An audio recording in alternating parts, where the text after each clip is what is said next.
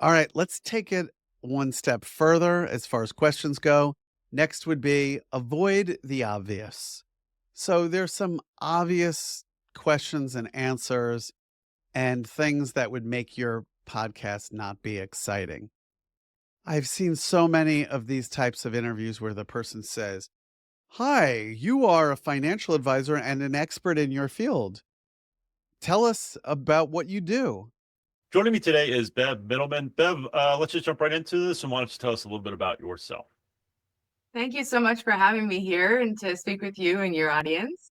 To me, that is a lazy interviewer who just hasn't figured out what this person is even about and is just saying, "You explain it. I don't know why I invited you." But you'd never see that in a higher level TV interview or any of the other types of interviews.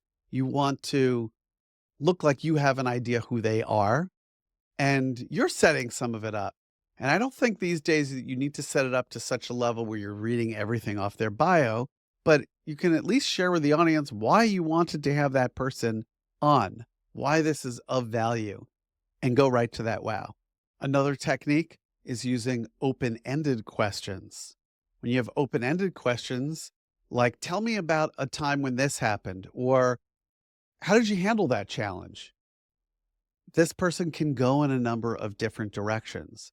Now, there is a way to kind of rope things in, which is to talk to the person for at least 5 minutes before the interview. You can talk to them some other place, but I'm trying to be smart and thinking about your time and their time. If you chat with them for about 5 minutes and say, "Here's how I envision the interview going.